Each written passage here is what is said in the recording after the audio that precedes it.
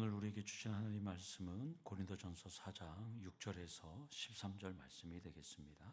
고린도전서 4장 6절에서 13절 말씀이 되겠습니다. 신약성경 266면에 고린도전서 4장 6절부터 13절 말씀 우리 교독하시고 13절은 함께 읽도록 하겠습니다.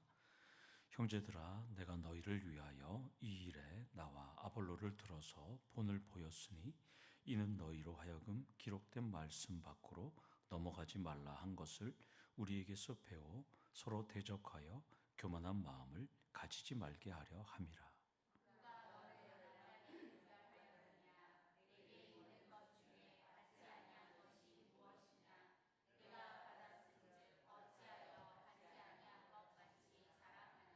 너희가 이미 배부르며 이미 풍성하며 우리 없이도 왕이 되었도다. 우리가 너희와 함께 왕노를 하기 위하여 참으로 너희가 왕이 되기를 원하노라.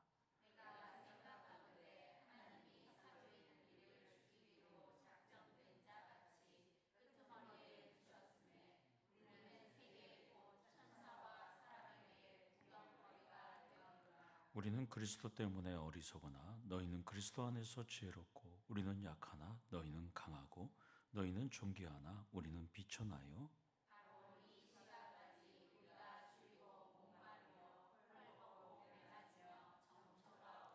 또 수고하여 친히 손으로 일을 하며 모욕을 당한즉 축복하고 박해를 받은즉 참고 비방을 받은즉 권면하니 우리가 지금까지 세상에 더러운 것과 만물의 찌꺼기 같이 되었도다. 아멘.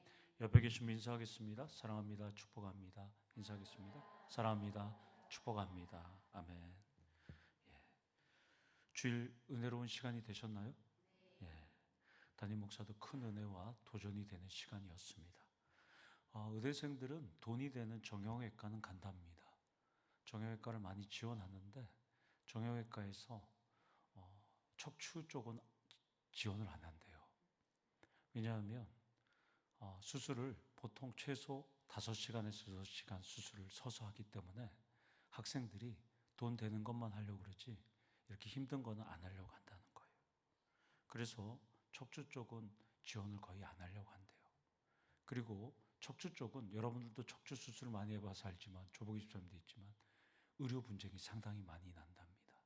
그래서 소송까지 가고 또 재판까지 가기 때문에 거의 안 가려고 한다는 거예요. 그런데 척추 전문의들이 그렇게 귀하고 소중한데 바쁜 시간을 쪼개서 포항까지 와서 너무나 감사했습니다. 하나님께서 쓰시는 척추 명의를 우리가 만났잖아요.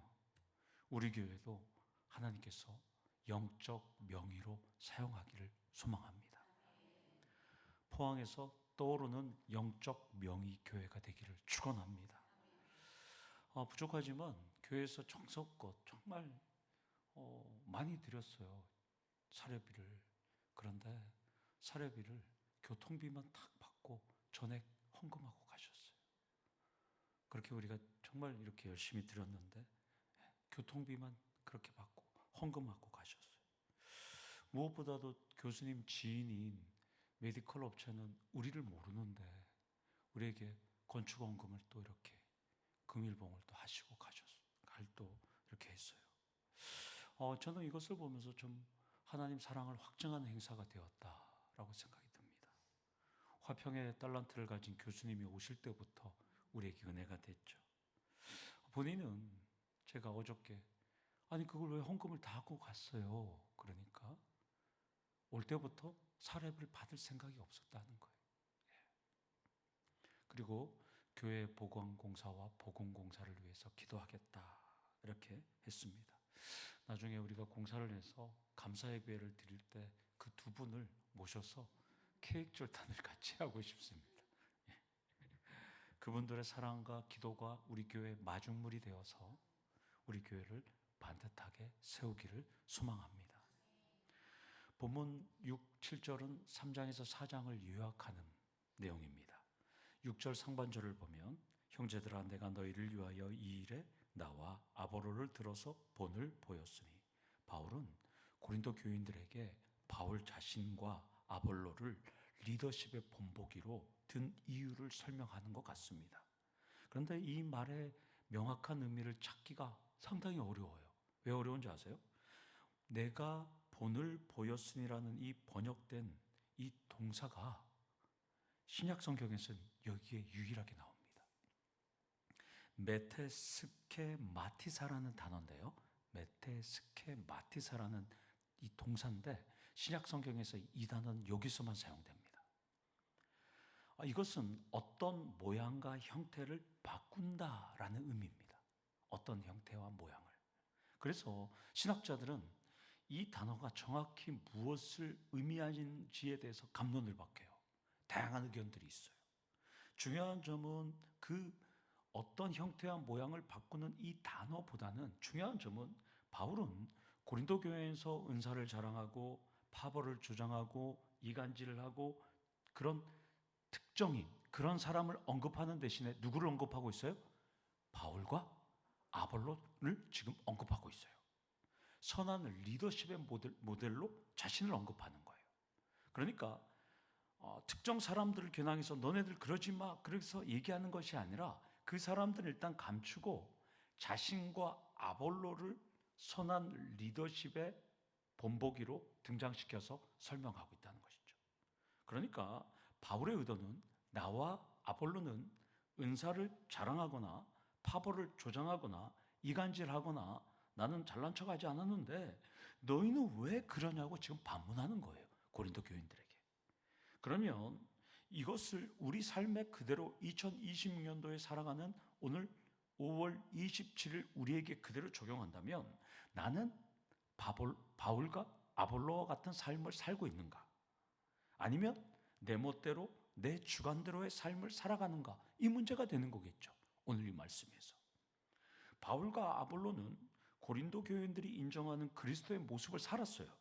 그러나 이 구절을 읽는 고린도 교회 성도들은 정작 본을 보이지 못하는 삶을 살았다는 것입니다. 따라서 첫 번째 포인트로 나는 하나님과 성도들이 인정하는 삶을 살고 있는가 점검하셔야 한다는 것입니다. 여러분 스스로 먼저 나는 하나님으로부터 인정받는가? 담임 목사와 늘 씨름하는 문제가 이거잖아요. 여러분들. 나는 하나님으로부터 인정받는가? 그 다음에 하나님의 청지기인 담임 목사와 리더들과 성도들로부터 나는 또 인정받고 있는가? 살펴보셔야 한다는 것이죠. 누가 뭐래도 내 마음대로 한다면 독주한다면 고린도 교회 성도가 되는 것입니다. 좌우에 계신 분들에게 오늘 질문하겠습니다. 이거 오빠하고 동생이 앉으셨네요. 오늘은 네. 원준이 집사님과 원연숙 집사님 앉으셨네요. 네. 네. 그래서 두 분이 오빠 동생이에요. 오누이가 지금 앉았는데요. 절대 물어보세요. 물어보시는데 절대 대답은 하지 마셔요. 네. 나 어때? 나 어때? 물어보셔요. 서로들. 나 어때? 그럭저럭 쓸만해? 네. 반대로 한번 물어보세요. 두 분. 네. 나 어때? 그럭저럭 쓸만해? 대답은 해주면 안 돼요. 여러분들. 네. 귀가하시면 거울 앞에서 거울아 거울아 나 어때? 그럭저럭 쓸만해? 이렇게 물어보시면 안 되고 집에 가시면 무릎을 꿇고 주무시기 전에 하나님 저 쓸만한 사람인지 한번 물어보십시오. 예. 아니라고 하시면 새 출발하시기를 소망합니다. 아멘. 예. 6절 하반절은 바울과 아볼로가 사역할 때 강조했던 내용이에요. 이는 너희로 하여금 기록된 말씀 밖으로 넘어가지 말라. 이것도 많은 주석가들이 이것도 과연 말씀 밖으로 넘어가라는 이 말씀이 과연 뭔가 놓고 지금도 주석가들이 막 싸워요. 이것 갖고도. 그러나 전통적으로는 이제 구약 성경으로 본다면 이들이 읽고 있는 것으로 본다면 그리고 바울이 특별히 가르쳤던 말씀 또 아볼로가 가르쳤던 말씀으로 이해하시면 됩니다. 여러분들. 바울과 아볼로는 말씀에서 벗어나지 않는 하나님 사랑을 실천하는 삶을 살았어요. 그리고 삶에서 본을 보이는 언행을 했음을 지금 의미하는 거예요. 그런데 고린도 교인들은 가르침 밖으로 넘어갔다는 거예요. 말씀 밖에서 살았다는 거예요. 자, 이것을 또 우리가 본문을 또 적용해야 되겠죠. 고린도 전서를 읽으면서 이거 뭐 고린도에게 그렇구나 이렇게 생각하면 우리한테 전혀 무관한 말씀이고 오늘 살아가는 나에게 향한 말씀이니까요. 그러면 오늘 나에게 적용한다면 나는 말씀에서 벗어나지 않는 하나님 사랑을 실천하는 삶을 살고 있을까? 아니면 나는 본을 보이는 언행을 하고 있을까? 구체적으로 예를 들면 나는 자랑, 지적, 험담, 잘난 척하는 교만한 삶을 살고 있을까? 아니면 나는 알아도 모른 척, 모르면 배우려고 하는 겸손한 삶을 살고 있을까? 여러분 한번 점검해 보셔야 한다는 것입니다. 그런데 고린도 교인들은 그렇게 살지 않았다는 거예요. 여기서 두 번째 포인트로 말씀의 담장 밖으로 넘어가지 않도록 늘 겸손하셔야 한다는 것입니다. 왜냐하면 담장 밖으로 한번 나가면 돌아오기가 상당히 어렵기 때문입니다. 바울과 아볼로는 사역할 때 겸손한 태도를 보였고요. 자랑하지도 않았고요. 서로를 비교하지도 않았고요. 말씀과 그리스도 중심의 사역을 펼쳤을 뿐이라는 것입니다. 그래서 바울은 6절 하반절에 이렇게 말씀합니다. 우리에게서 배워, 그러니까 바울과 아볼로에게서 배워 서로 대적하여 교만한 마음을 가지지 말게 하려 함이라, 이렇게 말하는 거예요. 따라서 여기 두 온유이가 있는데 두 사람에게서 배워서 우리가 교만한 마음을 갖지 않게 하는 것, 그렇게 우리는 살아가야 한다는 것입니다. 그래서 이 말씀을 뒤집어서 보면 범죄한 사람은 틈만 나면 어떻게 해요? 누군가 누구를 비교하고 미워하고 대적하고 이간질하고 비교하고 의도적으로 그런 힘쓰는 현상이 계속 일어난다는 거예요. 고린도 교회만이 아니라 우리 교회도 다 일어날 수밖에 없다는 것이죠. 따라서 본문은 우리에게도 경고하고 있다는 것입니다. 바울은 나와 아볼로에게 배워서 서로 대적하여 교만한 마음을 가지지 않도록 해야 했는데 고린도 교인들은 받은 은사를 근거로 서로 비교했다는 교만이 있었다고 지금 말씀합니다. 따라서 본문을 우리에게 적용한다면 내가 좀 안다고, 내가 좀 실력이 있다고, 내가 좀 나이와 물질이 있다고, 또 나는 능력이 많다고 남을 깔보고 무시하지 않는 우리 더치홈교회 성도님들 되시기를 소망합니다.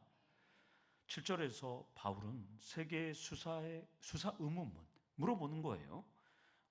고린도 교회가 잘못한 문제의 핵심을 세 개로 파고들어요. 첫 번째는 뭐예요? 누가 너를 남달리 구별하였느냐, 이렇게 말합니다. 이것은 어떤 뜻이냐면 도대체 누가 너희를 특별한 존재로 인정했는지, 특별한 지위를 누가 부여했는지 물어봐요. 여러분들의 특별한 지위는 누가 부여했어요? 담임 목사가? 아니면 성도들이 부여했어요? 누가 부여했죠? 그렇죠. 지금 그걸 물어보는 거예요. 너네들 갖고 있는 은사, 너네들 갖고 있는 직분, 너네들 갖고 있는 능력, 너네들 갖고 있는 지혜 누가 부여했어? 라고 지금 물어보는 거예요. 마찬가지입니다. 여러분들도 밥도 잘하고 섬김도 잘하고 대접도 잘하고 찬양도 잘하고 능력도 있고 가르치는 은사도 있고 뭐 피아노도 잘 치고 뭐 다양한 은사가 있는데 지금 사도 바울은 그거 누가 주었어? 이걸 물어보는 거예요. 그걸 물어보면 당연한 답변은 하나님이에요, 이렇게 답변할 수밖에 없는 것이죠. 이것은 고린도 교인들이 하나님께서 창조전부터 구원하기로 선택하시고 예수를 믿도록 구원의 신비를 드러내신 것을 고린도 교인들은 지금 망각한 거예요. 예수 믿었을 땐 좋았어요. 근데 은사를 갖게 되고 방언도 하고 통역도 하고 뭐 치료도 하고 지혜도 생기고 뭐 영적 분별력도 있고 뭐 다양한 능력을 갖게 되니까 이 사람들이 이제 망각하기 시작한 거예요. 나의 나 된 것은 하나님의 은혜가 아니라 나의 은혜라고 생각한 거죠, 이 사람들. 이것을 우리 삶에 적용한다면 우리가 청지기가 되고 리더가 되고 일꾼이 될 수 있었던 것은 누가? 하나님이 하신 것인데 고린도 교인들은 그걸 망각했다는 것입니다. 여기서 세 번째로 구원의 기본인 하나님의 은혜를 늘 기억하셔야 합니다. 내가 지금까지 지내온 것은 뭐예요? 찬양을 보면 주의 은혜라, 주의 은혜라. 이게 기본이 돼야 돼요. 주의 은혜를 망각하는 순간에 어떻게 돼요? 내 생각, 내 주관, 내 지혜, 내 지식, 개똥 철학이 들어가게 되면 자랑하고 무시하고 깔보고 이간질하고 잘난 척하고 비판하게 된다는 것입니다. 고린도 교회가 잘못한 문제점의 핵심 두 번째는 내게 있는, 그러니까 네가 있는 것 중에 받지 아니한 것이 무엇이냐 이렇게 물어보고 있어요. 이것은 첫 번째 질문하고 연관이 됩니다. 고린도 교인들이나 우리 더체험교회 여러분들에게 있는 모든 것은 누가 주신 거예요? 다 하나님이 주신 것이잖아요. 모든 것이 하나님의 은혜로 주신 것입니다. 이 자리에 있는 것도 여러분들이 하나님의 은혜임을 고백하셔야 됩니다. 우리의 힘으로 온 것 같지만 다 하나님의 은혜로 온 거예요. 그래서 하나도 우리 게 없어요. 하나님의 은혜인 만큼 절대로 자랑할 수 없다는 것입니다. 고린도 교회가 잘못한 문제점의 핵심 세 번째는 내가 받았은즉 어찌하여 받지 아니한 것 같이 자랑하느냐. 그러니까 이거는 수사 의문문이라서 한 문장으로 자랑해서는 안 된다는 거예요. 이 세 번째 질문은. 7절의 이 요점은 하나님의 은혜로 구원을 받고 은사와 지식과 지혜를 다 받았는데 왜 교회 안에서 비교하고 비판하고 자랑한다면 어떤 사람이 된다고요? 어리석은 사람이 된다. 이렇게 말씀합니다. 따라서 여기서 네 번째 포인트로 비교와 비판과 자랑이 아니라 은혜를 감사하는 인생이 되셔야 한다는 것입니다. 그렇다면 여러분에게 있는 모든 것은 누가 주신 거예요? 하나님이 주신 것입니다. 여러분이 무엇을 가졌든 간에 다 하나님의 은혜로 받았습니다. 하나님께 받았으니까 나의 의와 나의 똑똑함과 나의 잘남, 나의 공로가 아니라 하나님만 높이셔야 한다는 것입니다. 설교를 준비하면서 이 6절에서 7절에서 제가 계속 맴돌았어요. 이 은혜와 깨달음이 너무 많아서 두 구절만 할까 막 고민을 했어요, 어저께. 그러다가 아니다, 줄이자. 그래서 막 줄이고 그냥 원본을 놔두고 다시 수정을 했어요. 제가 수정을 해서 원본에 있는 것 막 다 줄여서 8절에서 13절까지 제가 설교를 준비하게 됐습니다. 8절에서 13절은 6절에서 7절에 비해서 쉽습니다. 그래서 쭉 끝까지 한번 달려보겠습니다. 8절에서 9절의 핵심은 바울은 고린도 교인들이 왕노릇, 즉 거들먹거리고 있다고 합니다. 지금 그들이. 그러면서 사도들도 그렇게 하지 않았다는 거예요. 그런데 고린도 교인들은 사도들도 하지 않는 왕노릇을 지금 하고 있다고 말씀합니다. 고린도 교인들은 이렇게 생각했죠. 우리는 영적으로 성숙하고 말씀도 잘 알고 유능하고 은사도 있고 신령하고 나름대로의 자부심이 있었어요.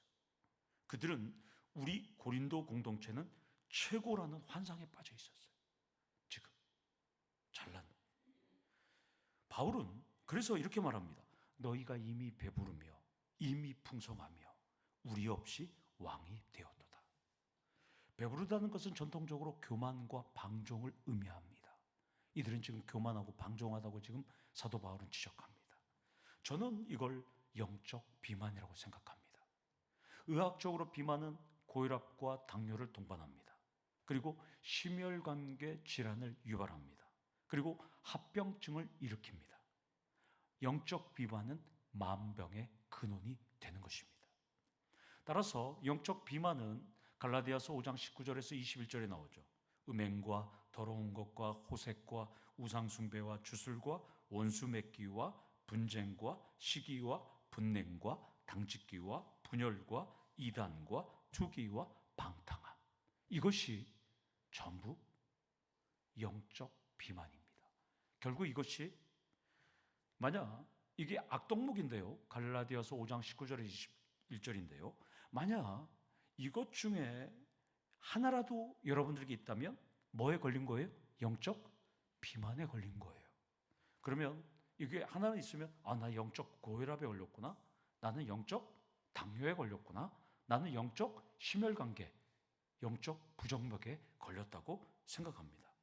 그러면 영적 비만은 나 혼자 사탄에게 종노릇하는 것도 괜찮지만 뭐 어쩔 수 없지만 나 혼자 문제 아니라 이것을 교회 안이나 여러분 일터나 가정이나 직장으로 가져와서 어떻게 돼요? 다양한 질환과 합병증을 유발하게 된다는 것입니다. 따라서 영적 비만을 제거하셔야 한다는 것입니다. 그러면 영적 비만에서 탈출하려면 어떻게 할까요? 여러분들 오늘 갈라디아서 5장 19절에서 21절에 나열된 이것에 여러분들이 걸리면 어떻게 될까요? 똑같죠. 비만을 탈출하려면 어떻게 돼요? 의사를 만나야 되잖아요. 맞죠? 다이어트를 해야 되잖아요. 약을 먹어야 되잖아요. 운동을 해야 되잖아요. 똑같습니다. 영적 지도자들을 만나고 순장과 또 중직들을 만나서 상담도 하고 기도 요청도 하고 치료를 해야 되잖아요. 여러분들. 그리고 뭘 먹어야 돼요? 구약도 먹고 신약도 먹어야 되잖아요. 약을. 그리고 기도도 하고 찬양도 하고 또 성령의 열매를 맺어야 되잖아요. 사이와 오자양, 충원절 같이 9개의 열매를 계속 맺는 삶을 살아가셔야 되는 것이죠. 그래야 영적 비만과 합병증에서 우리가 탈출할 수 있다는 것입니다. 여기서 5번째 포인트로 영적 성숙의 자부심과 환상에서 벗어나셔야 합니다. 그러니까 오늘 이 시간부터 나는 초신자다. 나는 아무것도 모른다. 나는 바보가 되셔야 한다는 것입니다. 제가 이 설교를 준비하면서 히즈윌에 저도 이 찬양을 한 번도 부르진 않았어요. 나도 바보처럼 살래요라는 CCM 가사를 제가 여러분들한테 읽어드리겠습니다. 산 위에서 세상 모르고 배만 만드는 노아, 당신 참 바보 같군요. 당신 정말 바보 같군요. 왜 맑은 날 배를 만드나요? 왜 하필 높은 산 위에 당신 참 바보 같군요. 당신 정말 바보 같군요. 눈부신 해가 하늘 높이 뜨면 비의 약속 잊을 만한데, 날마다 듣는 조롱에 그 외로운 길 포기할 만한데, 당신은 어쩜 그리 묵묵히 그 길 가나요? 당신은 어쩜 그리 그 자리를 지켜냈나요? 당신은 어쩜 그리 묵묵히 그 길 가나요? 당신은 어쩜 그리 그 자리를 지켜냈나요? 당신 참 바보 같군요. 당신 정말 바보 같군요. 당신 참 바보 같군요. 그러면서 나도 바보처럼 살래요. 이렇게 했습니다. 제가 어떻게 인터넷 검색하면서 나는 바보처럼 뭐 좋은 글귀가 없나 이거 찾다 보니까 이 가사가 떠갖고 이거 보니까 너무 멋있는 찬양이더라고요. 듣지는 않았는데. 사랑하는 성도 여러분, 영적 성숙의 자부심과 환상에서 벗어나서 나는 초신자야, 나는 아무것도 모른다고, 노아처럼 나는 하나님, 노아로 그러니까 우리 박노아가 자꾸 생각나네요. 노아처럼 하나님 명령대로 살았던 바보가 되기를 축원합니다. 고린도 교회는 세상의 지혜와 철학과 사고로 매우 세속적이고 교만한 마음으로 지도자들과 성도들을 비교하고 평가하고 자신들을 자랑했습니다. 그래서 9절에서 고린도 교인들과 사도들을 지금 대조하고 있습니다. 하나님은 사도들을 죽이기로 작정된 자 같이 진열해 두셨다고. 그러니까 구경거리가 되었다는 거예요. 사도들. 그 트머리라는 이 헬라어 에스카투스는 맨 마지막이란 뜻입니다. 사도들은 하급자들이었다는 거예요. 제일 마지막. 우리로 말하면 세속적인 말로 뭐라 그러죠? 뭐 핫발인가? 뭐 이렇게 핫바진 뭐 그렇게 되는 거 있잖아요. 하여튼 지금 사도들을 제일 그냥 말단의 사람들, 세상 사람들의 구경거리로 만드셨다는 거예요. 하나님이.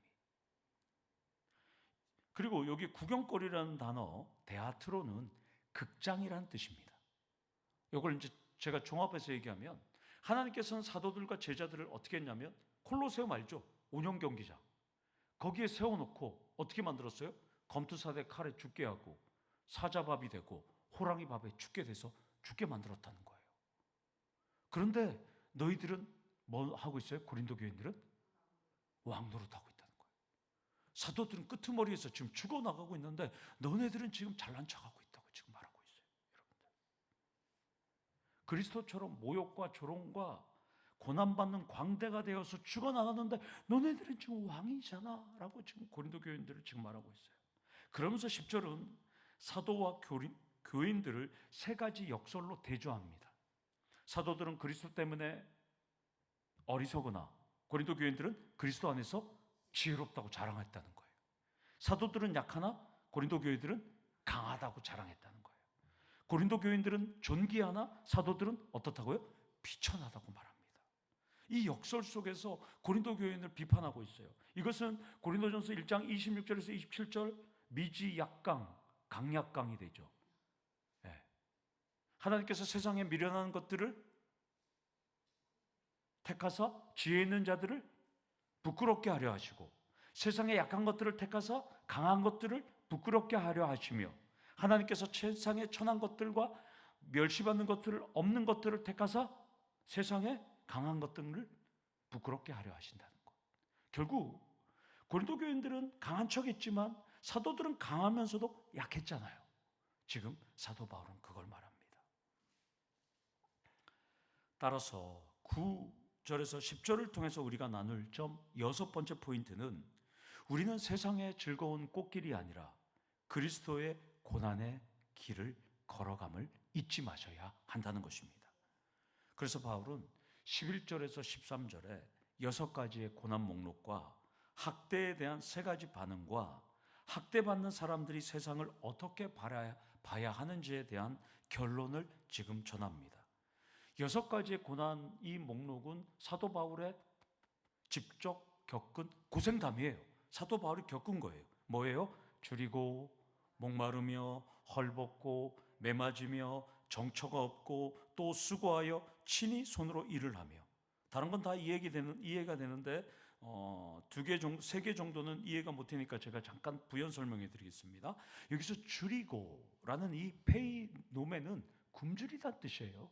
굶주리다, 배고프다 이런 뜻이에요. 그러니까 사도 바울은 하나님 복음을 전하면서 예수의 복음을 전하면서 배고픔이 있었어요.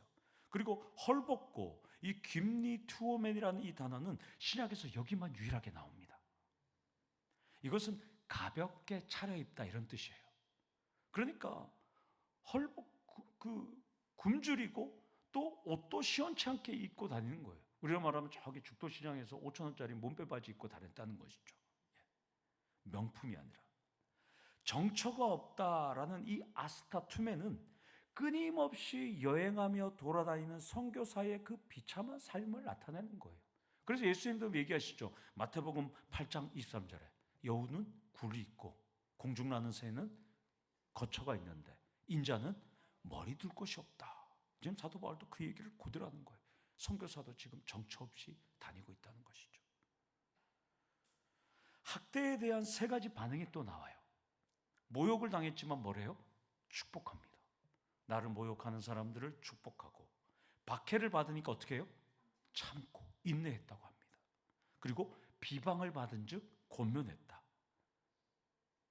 이 권면했다는 것도 학자들도 많은 논란이 있지만, 권면했다는 것은 비방을 받았으니까 저주하는 것이 아니라 예수 믿으라고, 교회 나오라고, 예수 믿으면 당신도 달라질 것이라고 이렇게 권면했다는 거예요.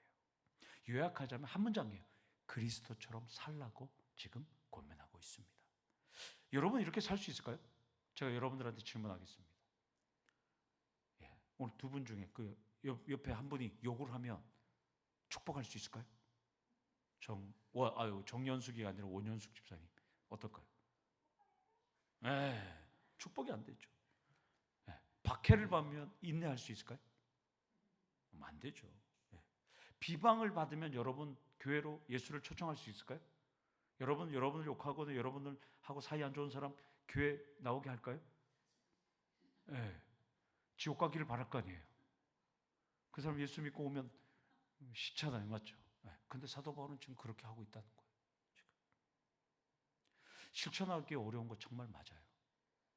그러나 예수님께서 먼저 본을 보이셨잖아요. 예수의 길을 따르는 바울도 그렇게 살았어요.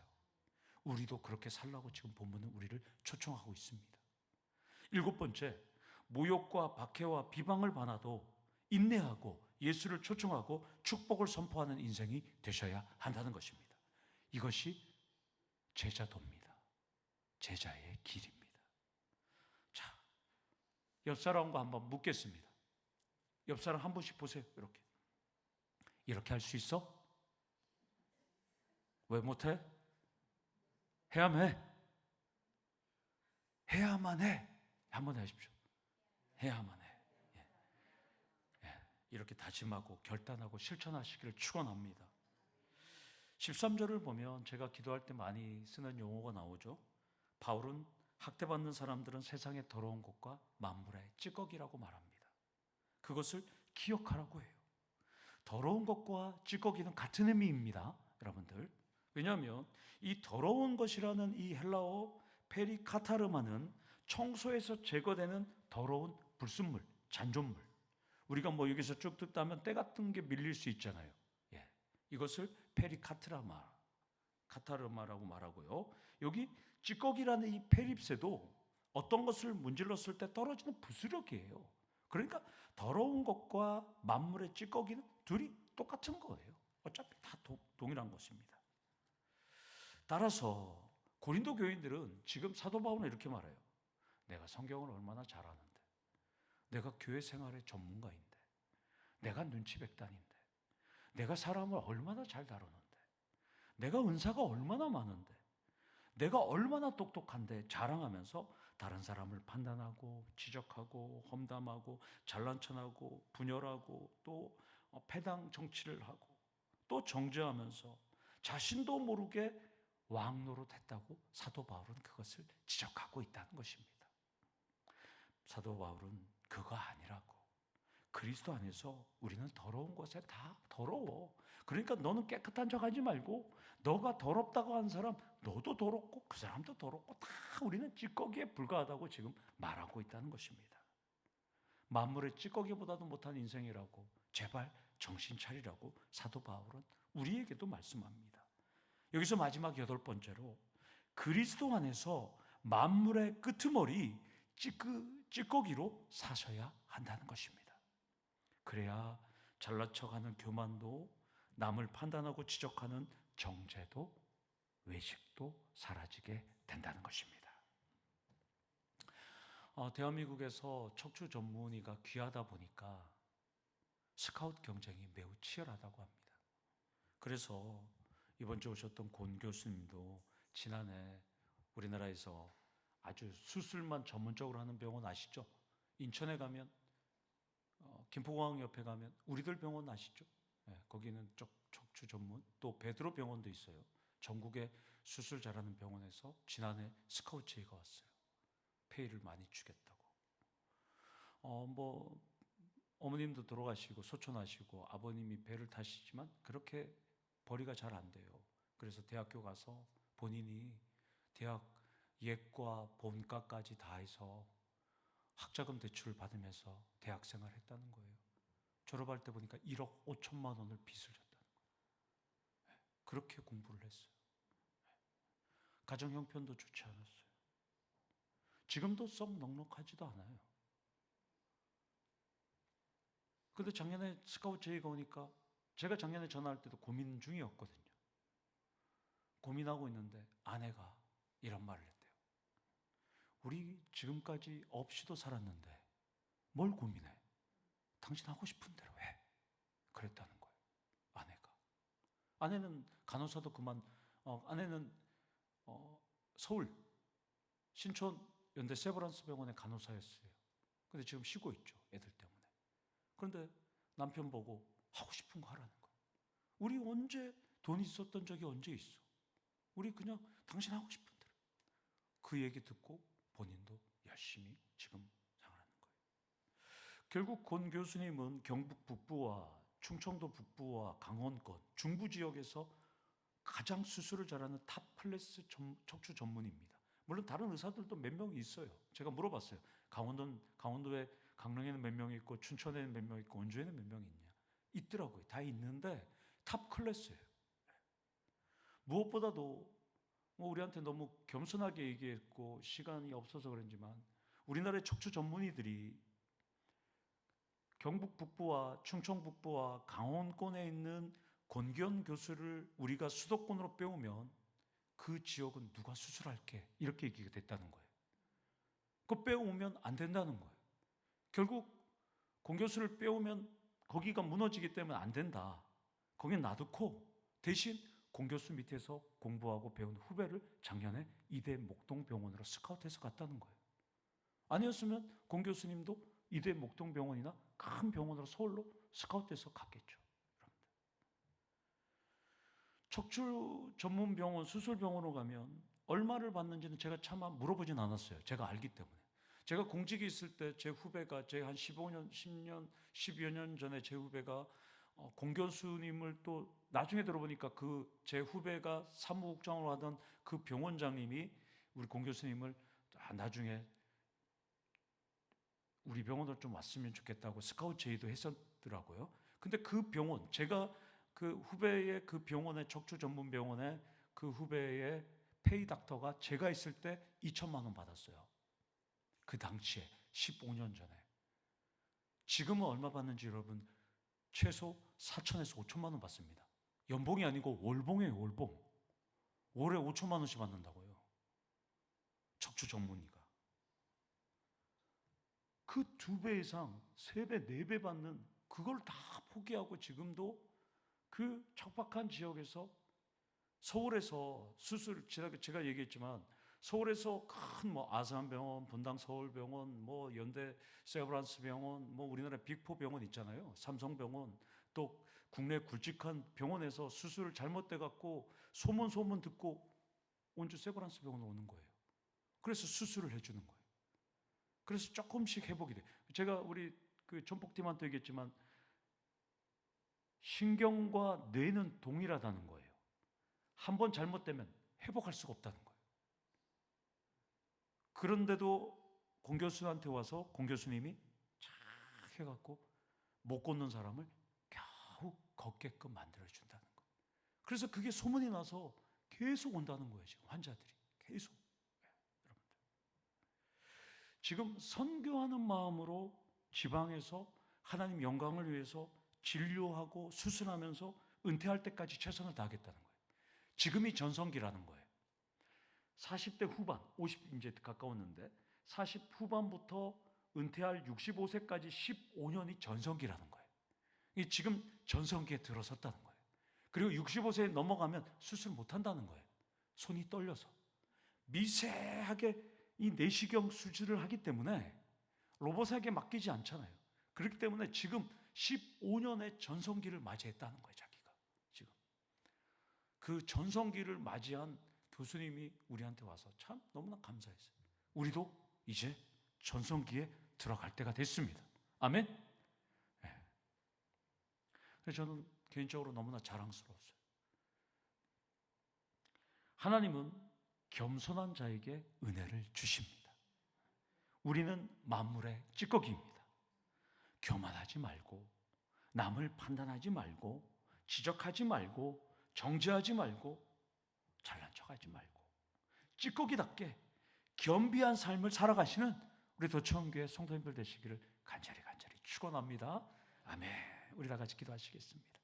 하나님, 만물의 찌꺼기 같은 우리들을 선택하여 주셔서 도청교회 담임 목사로, 장로로, 시무권사로, 은퇴권사로, 안수집사로, 서리집사로, 성도로 불러주심을 감사합니다.